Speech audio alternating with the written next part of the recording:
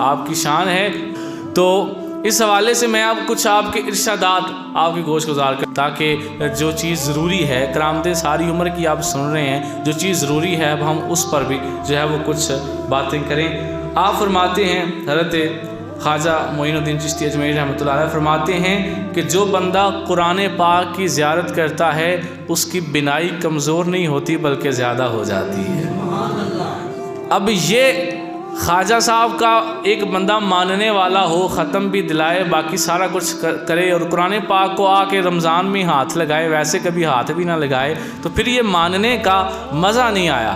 کیوں؟ آپ جو فرماتے ہیں اس پر بھی تو عمل کرنا ہے نا، صرف یہی نہیں کہ بس ان کا ختم دلا دیا اور سمجھا کہ میں نے بڑا کمال کر دیا۔ ہمیں بچپن سے اولیاء کی صرف کرامتیں سنائی گئی ہیں، ہمارے سامنے جب بھی کسی ولی کا نام ہے ہم کہتے ہیں کرامت سنا کوئی ہوتی، بس صرف کرامت ہی ہے نا، اور تو کچھ اس نے زندگی میں کیا ہی نہیں، صرف کرامتیں ہی لوگوں کو دکھائی ہیں۔ تو کرامت کا انکار نہیں، کرامت ہے، لیکن کرامت سے بڑی چیز استقامت ہوتی ہے، اس بندے کا دین پہ عمل کرنا، ہر لمحہ شریعت پہ چلنا ہے۔ اور آپ اپنا جو ہے وہ اپنا معمول آپ کا کیا تھا؟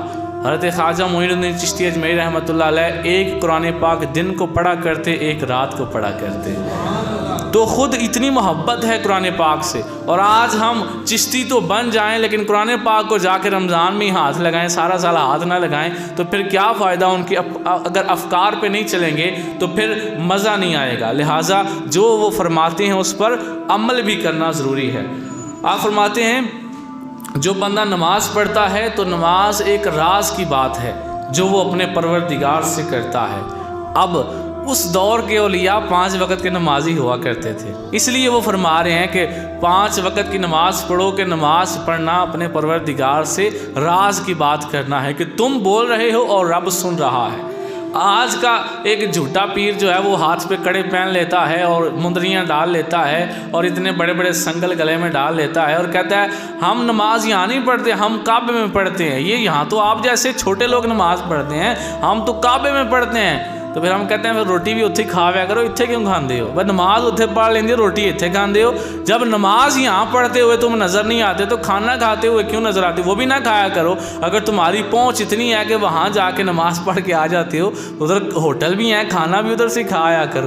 تو یہ جو جھوٹے پیر ہیں یہ اس طرح کی باتیں کرتے ہیں جنہیں نہ قرآن کی پڑھنے کی ضرورت ہے نہ نماز پڑھنے کی ضرورت ہے۔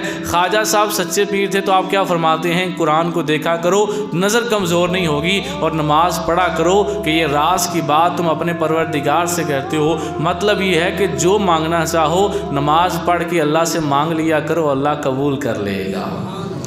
اچھا، پھر آگے آپ کیا فرماتے ہیں؟ آپ فرماتے ہیں نیکوں کی صحبت نیک کام سے بہتر ہے اور بروں کی صحبت برے کام سے بھی بدتر ہے۔ جب نیک کام کرنے کا وقت آئے تو نیک کام کرو، اور جب بھی ممکن ہو سکے نیکوں کی صحبت بھی اختیار کیا کرو، اور برا کام بھی نہ کرو، اور بروں کی صحبت اس سے بھی خطرناک ہے۔ تو پتہ یہ چلا کہ نیک کام کرنا بھی ضروری ہے اور نیکوں کی صحبت میں بیٹھنا بھی بڑا ضروری ہے۔ آج کچھ بندوں کو ہم کہیں نا مسجد محفل ہے آج چلی، اور نہیں جی میں گھر نفل پڑھ لینا، ہم کو نہیں ضرورت جانے دی۔ تو بھائی تم گھر میں بیٹھ کے نفل پڑھو گے اچھی بات ہے، لیکن وہاں اگر کوئی اللہ کا نیک بندہ، کوئی اللہ کا نیک عالم ربانی آیا ہوا ہے تو گھر بیٹھ کے تمہیں اس کی صحبت کا ثواب نہیں ملے گا، وہ محفل میں جا کر ہی ملے گا۔ تو لہٰذا محفل میں جا کر نیکوں کی صحبت اختیار کرنی چاہیے جتنا ہو سکے۔ آگے آپ فرماتے ہیں جو شخص جھوٹی قسم کھاتا ہے وہ اپنے گھر کو ویران کرتا ہے اور اس کے گھر سے خیر و برکت اٹھ جاتی ہے۔ اکثر بندوں کی عادت ہوتی ہے چھوٹی چھوٹی بات پر قسم اٹھانے لگ جاتے ہیں، چھوٹی سی بات ہوتی ہے اتنی بڑی قسم وہ اٹھا لیتے ہیں، تو قسم اٹھانے سے بھی جو ہے وہ گریز کرنا چاہیے۔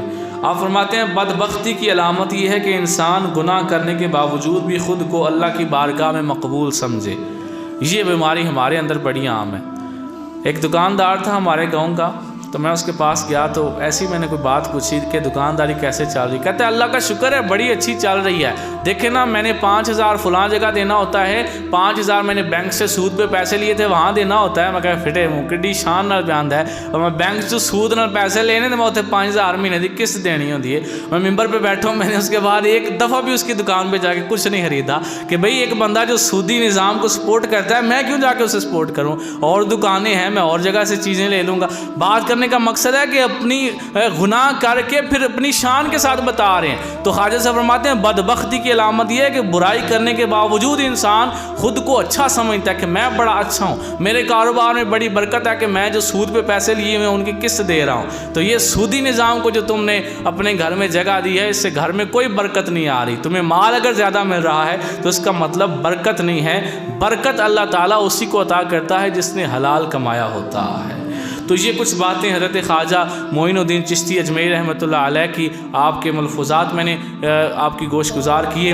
خواجہ صاحب وہ ہستی ہیں جو حضرت داتا گنج بخش علی حجویری رحمۃ اللہ علیہ آپ کے قدموں میں بیٹھ کر اتنا جو ہے وہ 40 دن کا چلہ کاٹتے ہیں، اور پھر اٹھتے وقت کیا کیا آپ کو ملتا ہے حضرت داتا صاحب کے دربار سے۔ آپ کہتے ہیں گنج بخش فیض عالم، مظہر نور خدا، ناقصاں را پیر کامل، کاملاں را رہنما۔ آپ فرماتے ہیں داتا صاحب ایسے پیر ہیں جو ناقص بندے کے لیے تو پیر کامل ہیں، لیکن جو خود کامل ہے، خود پیر کامل ہے، داتا صاحب اس بندے کے بھی رہنما ہیں۔